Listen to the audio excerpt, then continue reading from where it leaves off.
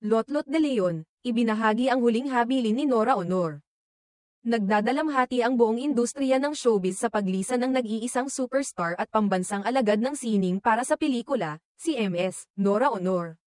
Sa kanyang pagkawala, maraming mga kaibigan, kasamahan sa industriya, at pamilya ang nagsadya sa kanyang burol upang magbigay galang at makiramay sa mga naulila.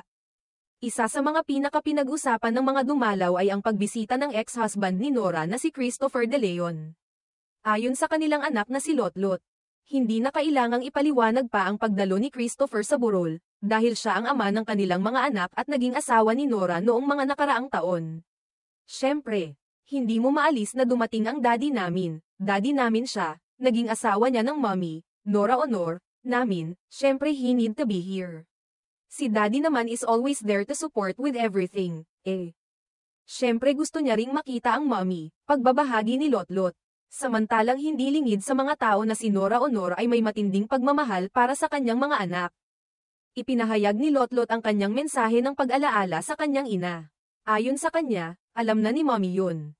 Mula noon hanggang ngayon hindi naman nagbago ang pagmamahal namin sa kanya at siya sa amin Wala namang question yun. Ang ibang tao lang naman ang nagbibigay ng kulay at yung mga haka-haka ng iba na. Inisa-isa rin ni Lotlot ang mga hindi tamang impresyon ng ibang tao tungkol sa kanilang pamilya. Na sinasabing magulo ang relasyon nila sa kanilang ina.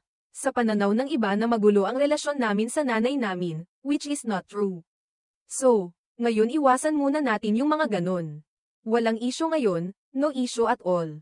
We've never have naman an issue with mom and mom have never an issue with US. Please pray for her and remember how bright star she is to everyone, paliwanag ni Lotlot.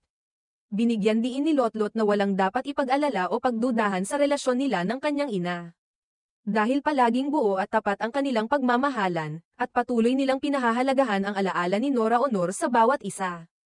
Please pray for her and remember how bright a star she is to everyone, pakiusap ni Lotlot sa mga tao na patuloy na magdasal para kay Nora at alalahanin ang kabutihan at liwanag na dinala niya sa buhay ng marami.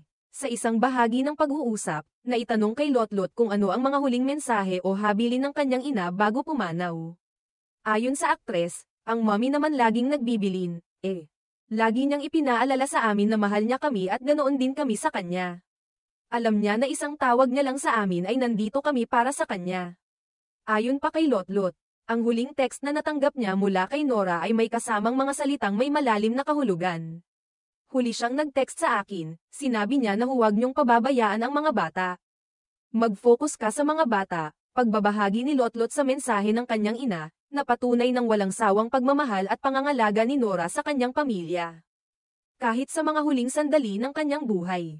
Sa kabila ng lahat ng haka-haka at kontrobersya, malinaw na ang pahayag ni Lotlot ay isang pagpapakita ng pagkakaisa at respeto sa alaala ng kanilang ina.